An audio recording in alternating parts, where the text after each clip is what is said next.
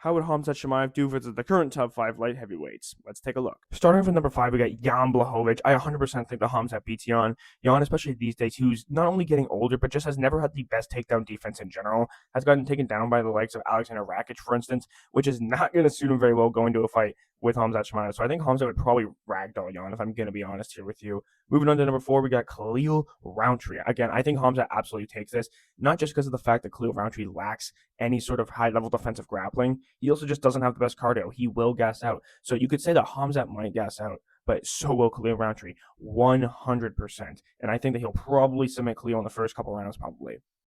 Carlos Ulberg, and this is kind of a tricky one because on the feet, Khamzat is absolutely nothing for Carlos Ulberg and could absolutely get countered for bum rushing in. Here's the problem. Carlos Ulberg's takedown defense really has not been tested that much in the UFC. Like, we do not know where it's at because we are in the light heavyweight division where there is not a whole lot of grapplers, not a ton of wrestlers. I could see Khamzat taking him down in the first couple rounds. If he doesn't get Carlos Ulberg out of there, I think Ulberg will eventually probably finish Khamzat. But Ulberg has slowed down in fights before too, so I'm gonna pick Khamzat on the basis that we just haven't seen Carlos Ulberg's takedown defense really tested in the UFC. Next up, we got Magomed Ankalaev. This fight is kind of tricky to predict because I would think in theory that he would be able to stop the takedowns and outstrike him on the feet. The problem is you say that about everybody, but Khamzat always manages to get everybody down.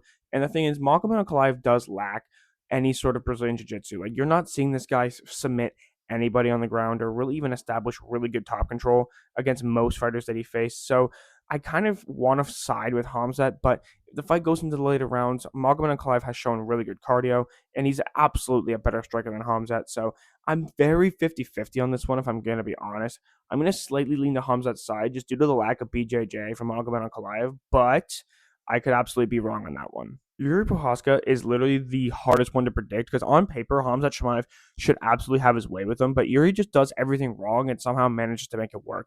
If I'm going to be serious, I am probably going to go with Khamzat on this one because, like, you saw how Khamzat fought plot armor DDP. He was able to get through the plot armor. There was no falling piano. There was no hold in the octagon.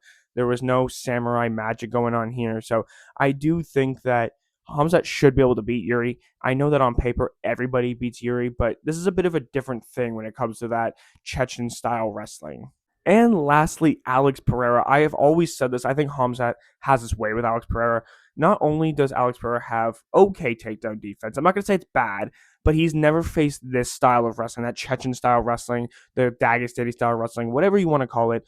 Alex Pereira has never had to face up against it. And this guy got a black belt for landing a left hook on Jamal Hill. I just don't think he's an actual black belt in BJJ.